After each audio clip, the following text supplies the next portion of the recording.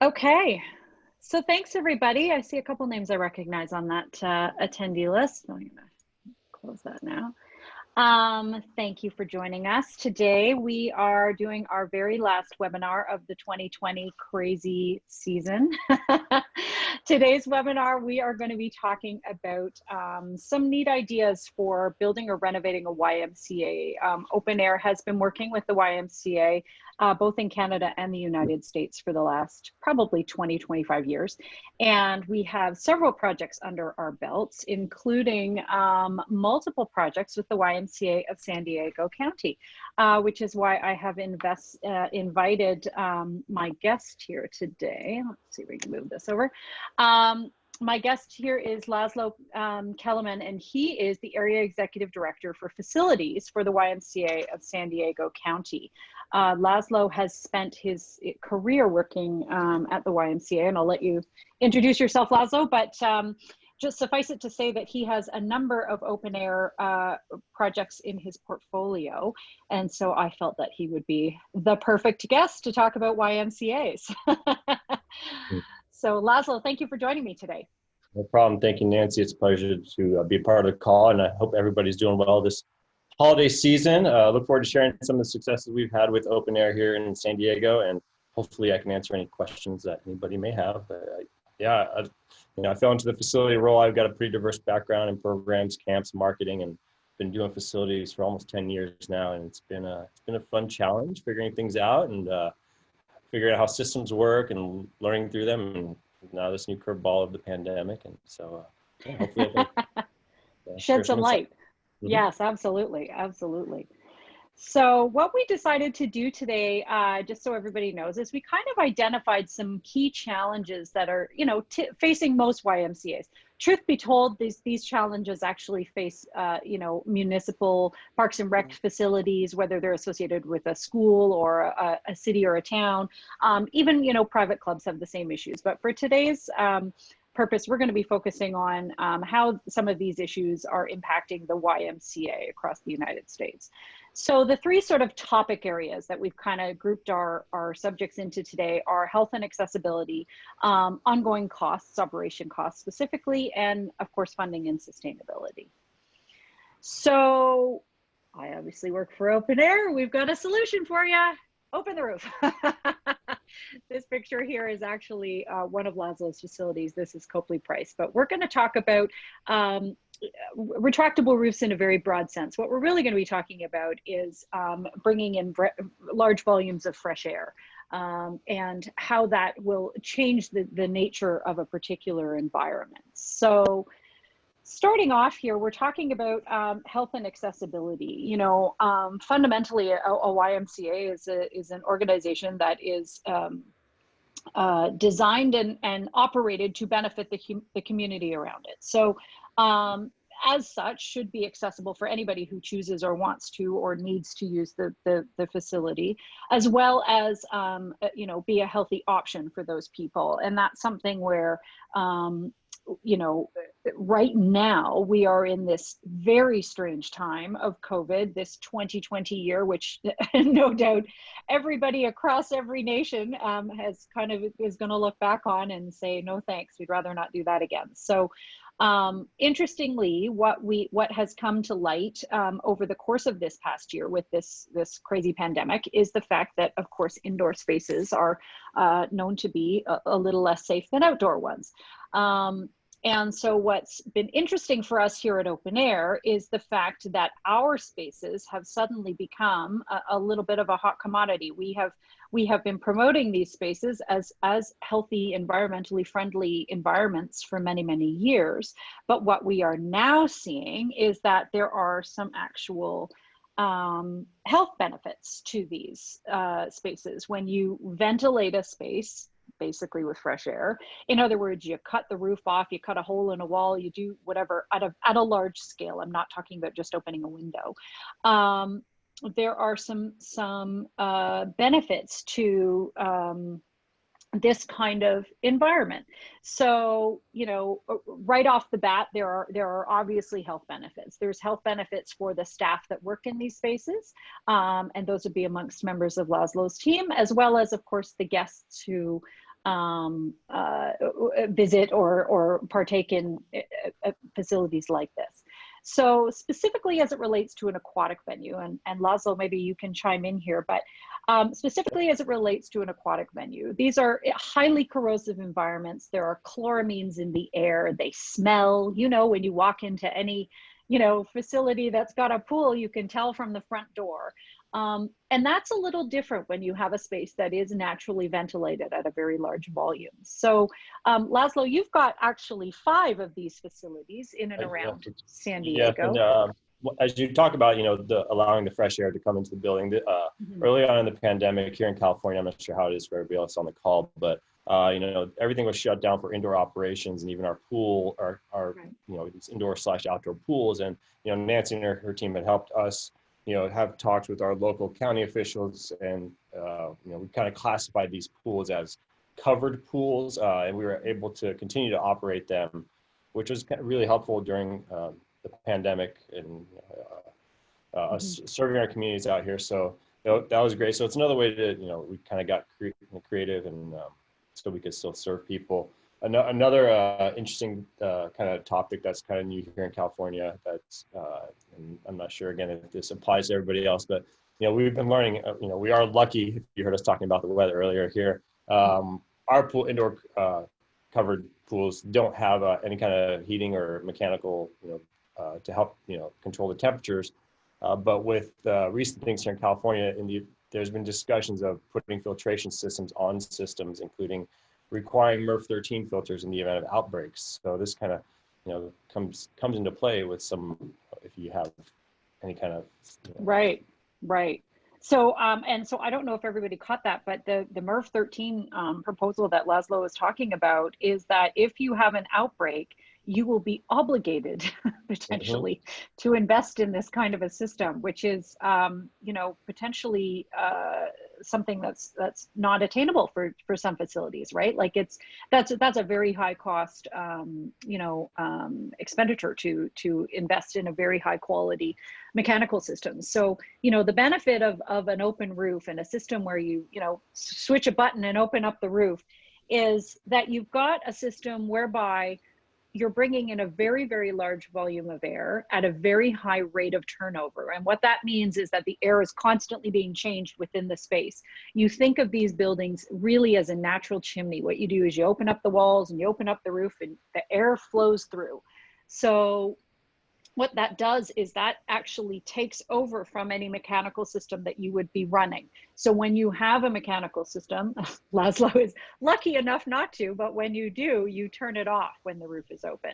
So you learn to operate your space and bring air through vis-a-vis doors and the roof. So you bring it in from the sides and you know, open as many openings on the vertical surfaces as you can, and let the air exhaust out through the roof. So what that means for a facility is there's some very significant cost savings, because of course every time you have the roof open, you turn off whatever systems you have. As we said, Laszlo's in San Diego, which is literally the most perfect climate in the world. So it is the one place in the world where you actually don't have to have some of these systems. So everybody else, the rest of us aren't that lucky, but Laszlo has the benefit of that. So. So, you know, what do you find, Laszlo, that you've got your spaces open all the time? I mean, I appreciate that you are really in a perfect climate, but even folks that live in San Diego don't want to get cold and go swimming. So yeah, majority of the time, yeah. I mean, we've been able to control the temperature really well just by, you know, retracting the roof, and you know, once you close it, it keeps it pretty warm. I mean, it only gets down to maybe the 40s here, so. You know, not like everywhere else, but you know, you know, we're able to keep, you know, ambient temperatures really well controlled by just retracting the roofs. Got it. So, got it. So the other thing that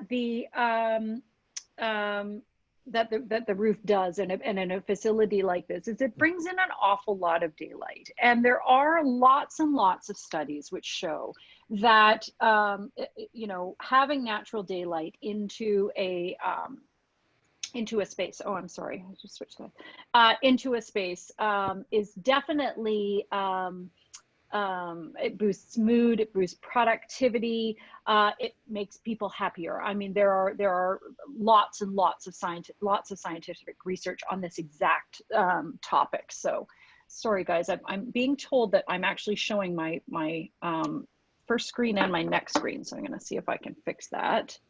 Oh, are we still going here? All right, I think now everybody can just see one picture. I hope, sorry about that little change. My marketing team were just emailing me, so I hope that fixed the problem. Anyways, so there are lots of studies about mood and behavior. There are interesting studies actually about the benefits to retail behavior. In other words, people spend more, they want to be there longer, they stay a longer time. You know, I don't know if you've had any experience or probably just anecdotal evidence, Laszlo, but I would expect that even in your swimming facilities, that they are pretty popular places where people spend a fairly decent amount of time. Yes. Yeah. Yes. So just because it's, you know, it's a place you want to be and it doesn't have that chlorine-y smell, etc. You know, for the facilities. Sorry, we just had a question there. Can we get a copy? Absolutely, yes, you will absolutely get a copy of the webinar, no problem. So, all right, let's see if we can switch slides here. Having technical difficulties today. So one of the things that we actually wanted to talk about, and I wanted to show some of these photos because this is actually our newest YMCA, also in California. It's actually in Upland, which is closer to LA. You know, one of the things that we find when we build a space like this is that you're creating an environment which is open, bright, daylit, freshly ventilated. So it's not got that sort of traditional pool, you know, space. It doesn't smell. It's not, you know, you've sort of eliminated a lot of those issues. And as such, what we have found is that YMCAs across the country have really, you know, taken the bull by the horns, and they use these spaces for so many different activities. It's really, really inspiring. And it's, so I'll switch on to the next slide, and then maybe Laszlo, you can give us a bit of information about some of the things that you guys, you know, use your facilities for. Yeah, we definitely, as you know, as Y people, we definitely get very creative in figuring out as many programs as we can operate in any given space. I mean, our oldest structure here in San Diego, built in the early 90s, our indoor pool, it's definitely preferred amongst our senior populations, swimming lessons, you know, all year round, because it's a nice warm temperature controlled environment. That specific pool, we actually run at about an 88 to 90 degree range, really hot, really warm. And again, we're able to maintain ambient temperature in that space for our senior populations. And we work with a local health agency and have certified arthritis classes, which are extremely successful. You know, so that's our busiest YMCA, you know, pre-pandemic, where we're getting, you know, 3,000 plus people per day. So incredible. Very, very high volume. We've even, you know, been creative. Another one of our locations, the Coffee Price location, the way the structure was built was kind of more enclosed and private, excuse me. And we're able to create a Muslim women's swim group, you know, that was, you know, kept private, you know, to serve the diverse community that we have at that location. So, and you can see, I mean, we do pretty much all these activities as Nancy has posted, you know, social environments. I think now, you know, after the pandemic, the gatherings might be a little bit different, but, you know, it's a great controlled environment. Yeah, I've seen on the social media of a variety of our Y facilities, how they've been actually converting deck space, because most pools have, you know, fairly decent deck space, converting deck space actually into workout rooms. They've taken the equipment from indoors and they've just simply moved it onto the deck of the pool. And again, the reason being that these are open environments, which, you know, across the country, even with the COVID pandemic, a lot of facilities have been allowed to stay open, specifically this area of the facility, whereby some of the other indoor areas, the gym or the, you know, where the regular weight room is, etc., have not been able to stay open. So, and we should note that at this time, there is zero evidence of any COVID transmission through water. So that's not a factor. But again, what we're really talking about here is the open, wide, you know, indoor-outdoor environment that allows for all these activities to take place. Let's see here. Oh, so one of the things that we sort of our second like bulk of items that we were going to talk about was ongoing operations costs. You know, it is extremely expensive to operate and run an indoor pool. That is just the way that it is. Between the equipment that you need to keep the water clean, between the equipment that you need to keep the air clean, it's an expensive operation. So if there is any way of operating an aquatic facility at a lower cost, of course that is beneficial to any owner, operator, it doesn't matter who you are. But specifically for the YMCA, who are an organization who are dedicated to meeting the needs of every community that they serve, it is absolutely critical that you find every opportunity to save money in terms of operations. And so one of the things that happens, which we alluded to a little bit at the beginning, is that when you open up the roof of these facilities, you essentially turn off your building, which is really something that's a little bit unheard of. You know, when you think about a building, it really is a bit of a living, breathing entity. You've got lights on, you've got fans running, you've got a humidifier in the corner, you've got this, you've got that, whatever it is.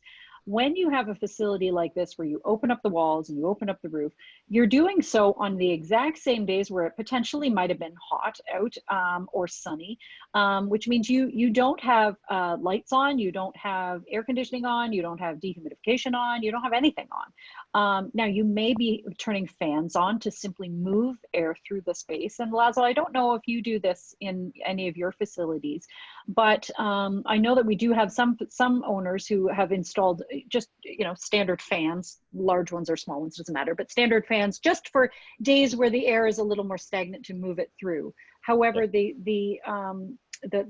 thermal difference between air that comes in on the side and rises up through the ceiling, any kind of a temperature difference, makes that happen anyways. A fan just aids it and moves it a little faster on a day. We have a couple of those. Right. In a few occasions.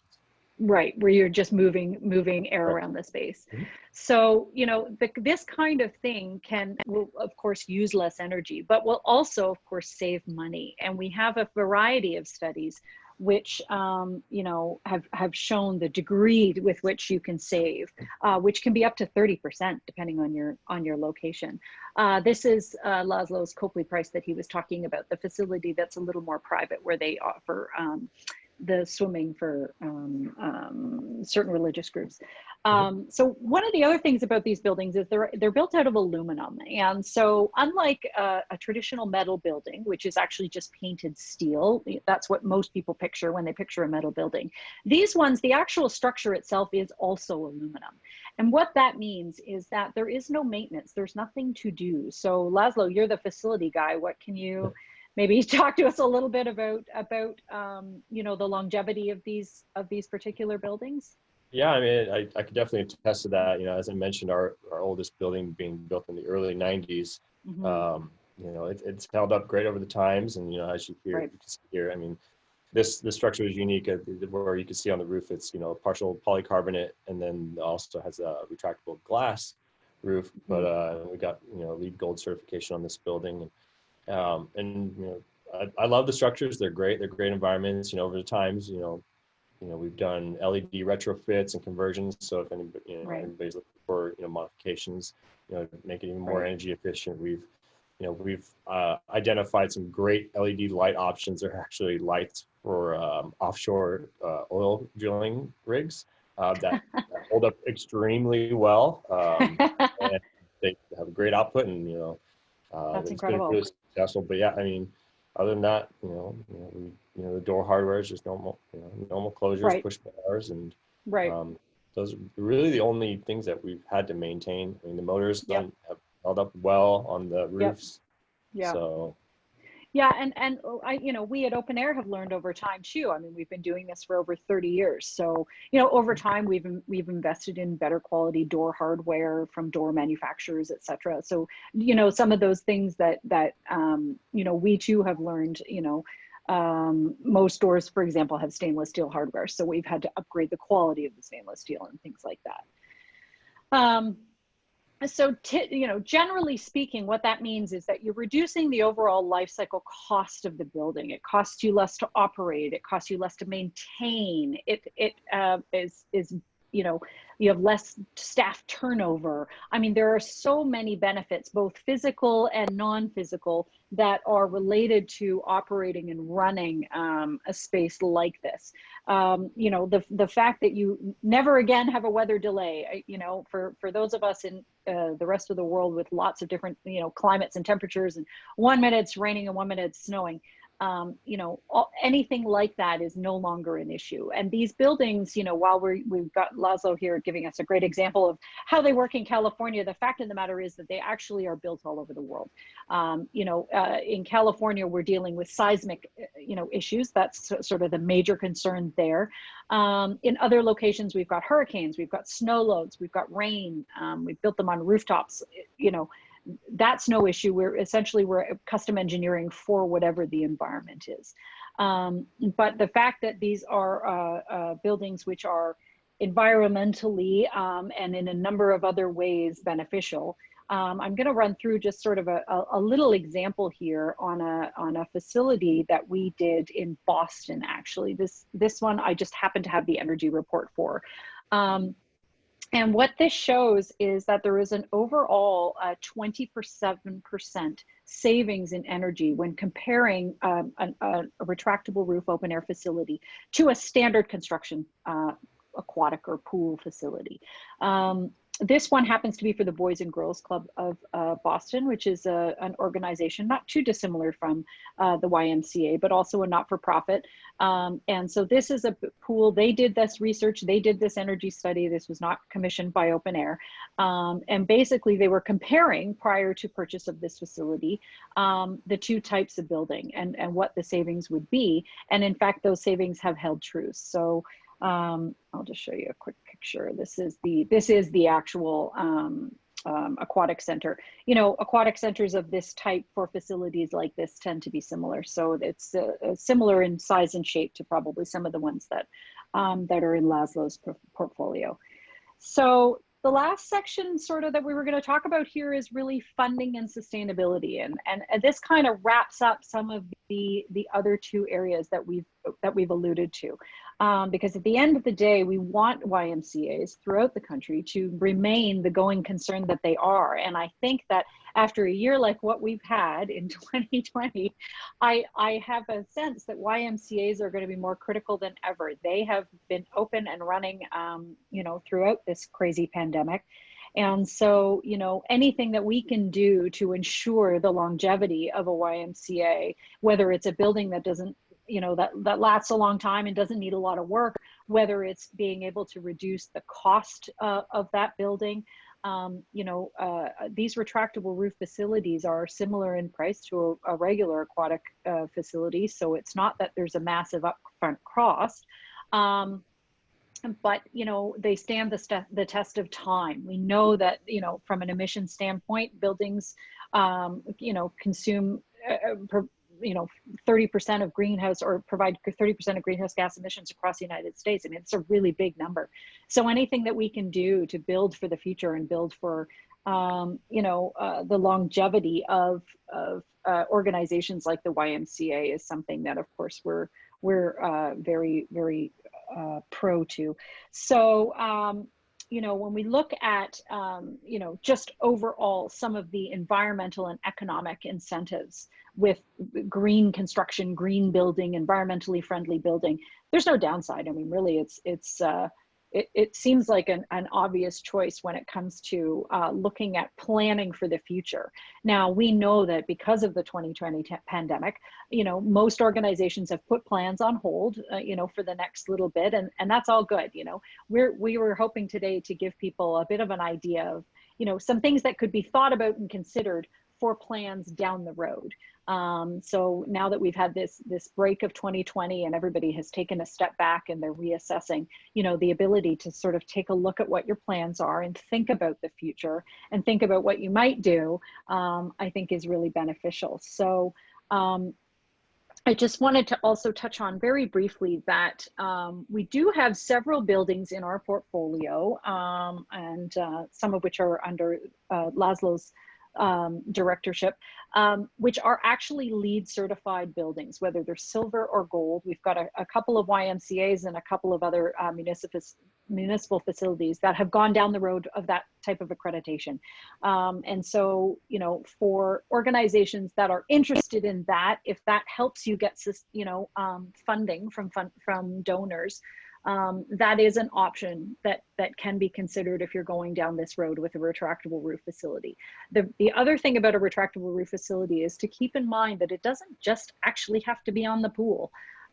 These can be used on gyms. They can be used on any kind of a congregation space where you've got a large volume of people gathering. And certainly now that's something that, you know, people are really taking into consideration when they're working, you know, around the country. So I wanted to show this quick example. This is the YMCA. It's in Upland, California. It's called the Shoe YMCA. It actually finished right before the pandemic. And several of the photos that I showed of some of the activities are actually being hosted in this particular pool. They've got the movie nights and the pumpkin toss and all that kind of fun stuff. Anyways, they just opened, but what's interesting about this particular project and why I wanted to bring it up was this was a part of a two-phase multi-year development for YMCA. They wanted to have an indoor pool right from day one. That was, they studied the community. They asked the neighbors, what did the locals want? And this is what they wanted, was an indoor pool. But when they were doing their initial fundraising, they didn't have the funds to do the pool in phase one. So the phase one of this facility was a gym, amongst other great you know, typical YMCA facilities, and an outdoor pool. So those two pools that you can see in the picture on the left-hand side of the screen, those were built as outdoor pools with the long-term intent of eventually enclosing them. So what they did was they went, you know, back to their donors and they fundraised for phase two, and phase two happened approximately 2 years ago is when it kind of started, two to three really. And so they fundraised for the enclosure around the pool and had always planned on doing this. And so we're finally able to do it. But what this really does show is that if you have an outdoor pool, existing pool, and you want to convert it into an indoor pool, it is possible. Are there complications? Of course there are. This one was done with that in mind, so this was a little easier. You know, we didn't have pipes going under where the walls are going to be or anything like that, so we didn't have to worry about some of those issues. But generally speaking, it is an option to enclose an indoor or a previously outdoor pool and make it an indoor pool. Same holds true for simply cutting a hole in the roof of an existing building. That's also a possibility. So these are just this is just a picture of the inside of that facility, which is now open. Yes, go ahead. Sorry. Just actually an observation, and yeah. I noticed on that pool, the pool covers, and I've realized we've not needed pool covers for any of our indoor pools. And when you talk about energy efficiency and you know, pool heaters, you know, do you know, or do other locations with your structures, do they have the need? Some of them do. So they had pool covers because those were outdoor pools before, obviously. So that's why they did that. Now, you know, good air quality is directly correlated to good water quality. And so depending on the environment that you're in and the temperature, you know, keeping your heating bill down can be accomplished by simply putting a pool cover on, even if it's in an indoor space. So I know that we have a variety of facilities. I can't 100% for sure say that it's a YMCA, but I know we have some facilities that do cover their pools, you know, in an effort to, again, reduce their costs. So you know, if they've got all their systems turned off and the pool cover on at night, that allows them to keep the heat, maintain the heat in the pool without adding extra energy, and of course keeping their subsequent costs down. So yeah, we do that for all of our outdoor pools. I just realized we didn't have to do that for our indoors. Yeah, which is a good thing. It's a lot of effort. So the other thing that you can do that I wanted to just touch on briefly is you can expand. So this is an older facility which was built in 2 phases. And so the first phase was this single pool with it looks like a mushroom. It's a water feature, you know, for kids. So that was the first phase. And then what they did was they added a second pool. So they added a lap pool. They had sort of a leisure pool, and they wanted to be able to do swim lessons and swim races and all that kind of stuff. So literally what we did in this building is the two pictures on the left are phase one, and we took off that gable end wall, that big glass wall, and we took it down, made the building longer, and stuck it back on. So that wall that you see on phase two and on phase one is actually the same wall. We took it off, made the building longer, and put it back on again. So this is an interesting sort of opportunity to show that, you know, even if you're starting with a smaller phase, because that's what your budget allows, there are options for growth down the road. So here is a lovely example of how we were able to expand the swimming facilities for a YMCA and essentially grow it over time, you know, as finances and whatnot allowed. So so I thought this was just kind of a neat thing to show people of how we could do that. This is the new phase two. This is the new extended portion of this aquatic center. So that's kind of cool. So just briefly, I wanted to touch on a couple of other things that, of course, bring the life cycle cost down, and amongst other things. We build these facilities actually in a warehouse. They're built in a shop, and they are assembled on site. So they're all custom designed. They're custom engineered for whatever the environmental loads are of your location. But the way that we build these can be more efficient. We have less on-site issues because we actually prefabricate the pieces in a warehouse. So it's just it's a different way of building. It's a little more cost efficient. It's a little more efficient when it comes to timing. So what you can see here on this enclosure is that over the course of 10 or 12 days, you can see the change in how much happened on a very large space. I use this only because it's just a really big building. So that's a really nice benefit to a facility like this. The maximizing the programming, this is of course something Laszlo would be able to speak to better than us, but how much do you guys use your facility? Do you guys use it at night? I mean, obviously 2020 is a weird year, but traditionally, have you found that you've extended hours and things like that? Oh yeah, we go, I mean, as early as 5 a.m. up until 11 p.m. Wow, yeah. That's a lot. That's a lot. And do you rent out your facility ever? We do birthday parties and small events. Yeah. Like, yeah. We have swim meets, Yep. So, yeah. Lots of programs for the Y. That's what we're really good at. That's exactly what the Y is good at. They program every inch of every corner, don't they? Right. So maximizing programming, really there's the benefit outside of guest satisfaction essentially is that you've got this opportunity to use the space for as much as you want, and again, for those of us who are in climates that are a little more inclement, this eliminates any issues with cancellations. There's no more refunds, there's nothing like that. So obviously that's a nice thing. One of the next things, of course, is market leadership. People like to be in places that they can get behind their perspectives. So there are lots of studies that say that if you offer something that clients can get behind, whether it's a green initiative or a healthier space or a space with longer programming, etc., that appeals to consumers and guests. And the Y is no different than any other organization in that they're trying to attract members of the community to use the facilities. So anything that they can do to be ahead of the curve, as they usually are with their programming and that kind of thing, to do so in a physical sense is obviously, that's an important feature. It's both important for the donors and it's important for the guests that use the site. So the other thing I just wanted to talk briefly about was climate. We build these kinds of facilities all over the place. You can see one in this photo on the right-hand side with a little bit of snow sitting on the roof and That one happens to be in northern Vermont on the side of a mountain at Jay Peak. So it is not a YMCA, but I had the photo and it's kind of a neat location.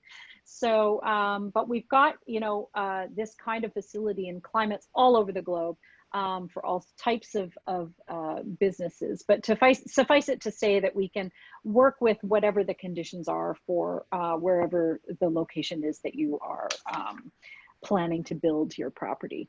So I thought we might sort of go from here into walking through a couple of the facilities in Laszlo's portfolio. Another thing I noticed in regards to climate, we had wildfire. We had wildfires years ago with ash that had fallen on a lot of these structures and helped pretty well, which was really corrosive on a lot of surfaces that we had in buildings. Right. And did you have a lot of damage from that? No. Not on the structures, which was surprising. Good. That's good. That's good. So, Copley. We don't really have these in any order.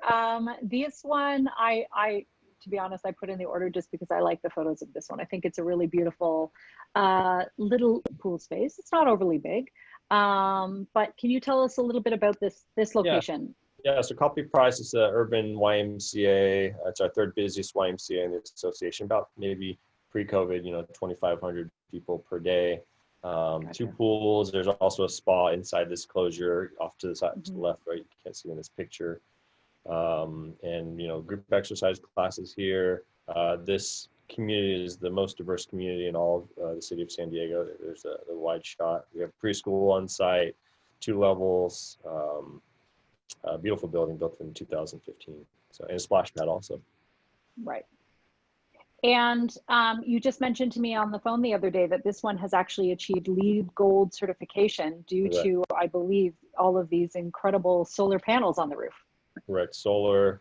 Yeah, it was silver before, and then once we did the solar conversion, we got the gold. Fantastic. And are the solar panels used to heat the pool? No, they are not. Okay. All right, what do we got next? Next one up is Toby Wells. This is a really cool one. It's got sort of a peaked end to the pool, doesn't it? Yes, it does. And it's the corner of a building. There's a spot just outside that. We have a slide pool, and actually we do preschool lessons in that little pool of the slide. So again, thinking of a different way to program a small little pool in the back. This is our 5th busiest YMCA. This pool sees about 2,000 visitors pre-pandemic. So, traditionally very high numbers. Right. A lot of our locations. Right. And that's the view from above. Right. All right. And this is the oldest one you've got in your portfolio. Correct. This one was built in the early 90s, right? Correct. That's the Mission Valley YMCA, probably one of the busiest YMCAs in the entire country. Wow. Yep, that's the 3,000 plus, scans per day. We have about, I think it was almost 15,000 membership units, pre-pandemic. So 55,000 square foot facility, 2 pools, the indoor, 1 outdoor, 2 spas. Wow. That's our flagship location. Right. Wow, that's incredible. All right, what else have we got here? Next one, McGrath. This is on the eastern part of San Diego. A lot warmer temperatures out there. It's in kind of desert mountains almost. It's hard to say in the suburbs, but it's indoor, outdoor pool, splash pad, outdoor spa, and it's another high volume, just like Toby Wells, another high volume location. Right. I would imagine most of you're pretty much always, all of them are high volume, right? Like you're in the middle of a very busy environment. So it's definitely, all right, next one, Magdalena Eki. This is northern part of San Diego, probably our biggest pools in the association, Olympic sized, and this is going to be our biggest open air structure also. I believe you have overhead, but this is was 2007, I think it was built. Mm-hmm, mm-hmm. And this is our second busiest location. Right.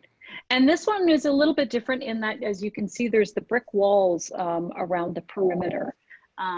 So this one has got,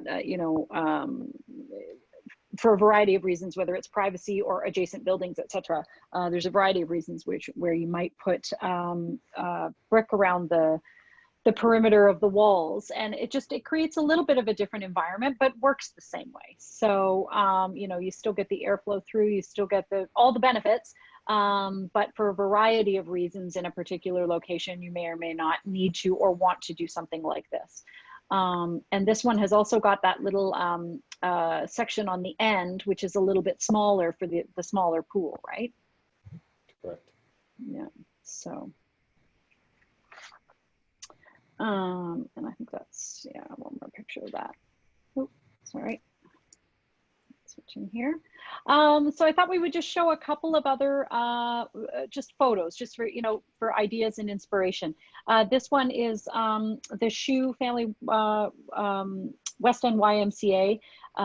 It's the Shoe Family YMCA of Upland. So this again was the one that we just built, opened up right pre-pandemic, and then of course closed down again and then opened back up again. So it was, these guys have gone through the ringer in the last year, I'm afraid, for their brand new facility, but that exists. This is the location where the pools were existing. These were previously outdoor pools, and that basketball court was existing. The basketball court is an extremely popular portion of their facility.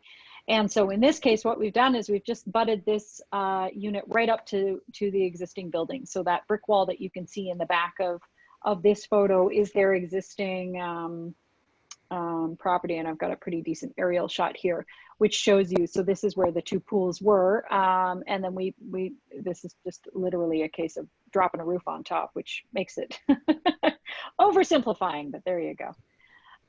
This next one here is Salinas. This is another LEED Gold facility, just like the Copley Price one, and was built a number of years ago, and is a very pretty aquatic center in the community of Salinas. This next one here is Clark County. This is the one that we just talked about, where we had started with sort of an original portion of the aquatic center and essentially doubled the size. You can really see that in this photo where you can sort of see the two pools side by side. This one grew, quite a bit. I think it's literally double, 50% more. This is a really nice one in Bolivar. This one actually has a water slide in it. So it's, one of those YMCAs where they kind of added that little extra feature. That yellow thing that you can see there is actually the fabric duct work. I must admit that I personally am not the hugest fan of the fabric ducts, but I think this looks fantastic. In this case, they've got the single water slide on this one, and I really like this photo because, these are marketing pieces for the varieties of communities that they serve. So, the fact that this is nicely illuminated in the evening time and, is run, for very extended hours is really kind of a nice feature. And here is that same facility from the outside. I've also got a daytime shot I can show you of the fun little water slide on the end. So that's, a nice bonus for the citizens of Bolivar. So that's pretty cool. And then this last one here is this is the Woodruff Family YMCA in Connecticut. This is also a really interesting facility in that, similar to Mission Valley, it's got sort of two buildings that are attached together, sort of a lower piece and a higher piece, to accommodate the variety of pools and sections inside. You can sort of see at the back of the screen here, it gets a little smaller over the smaller pools, and a little taller over the main sort of big pool. Here you can see it from the outside, connected to the rest of the existing facility. So again, a sort of a lovely solution. And then this last one I'm going to show you is in Texas. This is one where we have actually just put a retractable skylight on an existing facility that somebody else built. So this is in fact a steel frame building with an aluminum retractable skylight on the roof. So I'll show you the outside shot. This gives you a better indication of how that works. This is a scenario where the pool is right in the middle of the building. So they wanted to have the benefits of the fresh air and the natural ventilation. They wanted to be able to get all those chloramines out of that space, but they needed to do it right on the middle of a giant big box. So, so this is sort of an alternate solution to the full enclosures. But anyways, so that takes us to about 45 minutes. And I wanted to thank you, Laszlo, so much for joining me today and sort of looking at some examples and sharing with us a little bit of your experience in San Diego. So I'm not sure if anybody has any questions. We are, of course, available to be reached out to after the webinar, and we would be very happy. Yes, absolutely, Tara. We will be very happy to share the presentation with everybody, to share with your teams. We will also be putting this on our YouTube page so that anybody can access it after the fact. We've got a continuing education course, which is for architects if there are any in your repertoire. And we would be very happy to have them take our course, which is hosted on the Architectural Record website and is not specific to YMCA's, is specific to the remainder of the content though, about retractable roofs and fresh air and natural ventilation and all that good stuff. But anyways, so thank you, Laszlo. It was a real pleasure to have you join me today, and thank you to everybody who joined us. Thank you very much. Not 2 hours ago, Toronto was declared winter storm time. Oh, well, there you go. Sean, you mentioned construction time is cut down. What is the ballpark construction time for a project like you have shown? So we like to say that, you know, typically speaking, a project start to finish, and when I say start to finish, I mean from the time that you sign a contract with us till, you know, we've handed off and we've walked away, we've connected to whatever your existing building is, typically is about a year. On our end, our window of time is 8 or 9 months or so, and I'm talking for kind of a standard size pool. That would be more typical on our end, but you know, there are things like we submit drawings to you, you approve them. The drawings get submitted to the city, the stamp drawings get submitted to the city for approval. That takes some time. You know, we are obviously at the mercy of the other trades. We arrive after the foundations have been put in and put the building on top. So of course, you know, it depends on when that happens. But, you know, if you were to sort of say a year, I think that would be very, very realistic, including some of those windows of time of which we have no control. So Sean, I hope that answers your question. From our end, we actually don't need that much time, but there are some things that are beyond our control. And then of course, with COVID, we have had some minor delays in terms of ordering materials. So generally speaking, what we do is we try and say, you tell us when you want us on site, and we'll tell you when we need to get started.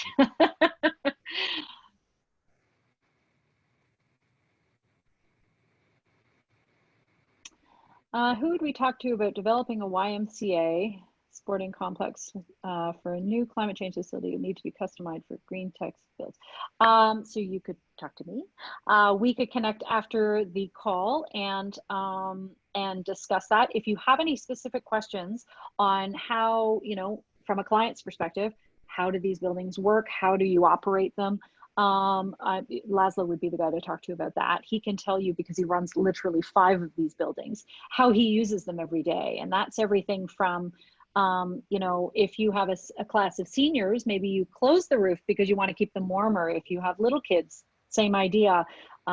We've got facilities all over the country, and they open and operate at different times. Maybe Laszlo, do you mind speaking just for a minute about how you actually operate your buildings? Like, when do you open the roof? When do you close them? Yeah, I mean, like you mentioned, I mean, those groups of seniors, the kids, when we have like those classes in early mornings, you know, at 5 a.m. till probably 10:30, 11 a.m. somewhere in there until, temperatures warm up here in San Diego, and then close them, late afternoon through the evening. So yeah, it's great to be able to have that, control Right. of that environment. It's Right. been, great success, and if please reach out to me if you have any questions about programs, ideas, or the maintenance or of these structures. We've had great success. We've looked at alternative companies, but Sure, yeah. I wouldn't defer from working with OpenAire. Right. Thank you for that little plug. Yeah. Does anybody else have any questions? Yeah. And I know when we did Copley Price, that was the last one we built. I was trying to think back on the construction timeline. I wasn't directly involved.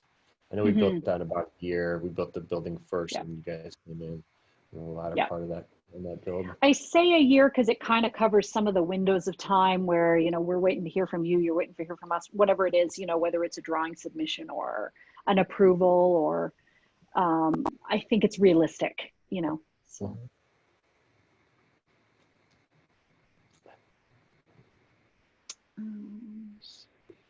What is the warranty on the materials and construction? So our standard warranty is 5 years, and that's nuts to bolts. That's everything. Depending on the project, depending on the client, we are happy to extend that warranty to 10, 15, 20. We've got it actually a variety of options, but the standard 5-year warranty is included. So the materials come with their own warranty. Polycarbonate, which is the most common roof material, comes warranty. I think there's a 10-year warranty on poly. So material comes with its own warranty, which of course we directly pass on, but the OpenAire enclosure, we have a full standard 5-year warranty is very typical. Yeah, we still have, like we mentioned, that original poly on that Mission Valley location, which is how many years old now? So yeah, so poly is I think a lot of it depends on the weather. So it depends on how much sun you get, how much snow you get, if you get a hailstorm. I mean, there's a whole bunch of reasons why you may want to replace your poly. The most common one that I hear is actually discoloration. They say that poly does not discolor. That's what the manufacturers, we don't make polycarbonate, obviously. They say that it doesn't discolor. But what we find is at about 20 years, it does discolor a little bit, especially in places potentially like San Diego where you get a lot of sunshine. And that's when people start to consider whether there's no, from what I understand, and maybe you could speak to this, there's no operational reason to replace it other than the aesthetic reason to replace it. Would you say that's a fair comment? That's yeah. Yes. Right. So, yeah. And then as far as the walls go, which are typically glass, I mean, if a kid throws a football at it, then maybe you need to replace a panel, but there's no expectation that you'd need to replace a wall panel unless it cracked for some reason. So anyways, so I think that kind of wraps up our presentation today. As I said, we are both very happy to chat to anybody about specific questions for a project or a site. And again, we were just really hoping to give you guys some ideas for if you're making some plans for the future. We recognize that 2020 has put a lot of these plans on hold. So so hopefully we can just provide some guidance and advice for something down the road. But in terms of how these places operate, how they're run, Laszlo's the guy. He can tell you everything you need to know about how to do that, because he runs more than one of them. So he's the expert there. But please don't hesitate to reach out. Awesome. Well, listen, thank you again, Laszlo, and thank you everybody who joined us today. And we will make this information all available. And I hope everybody has a great holiday.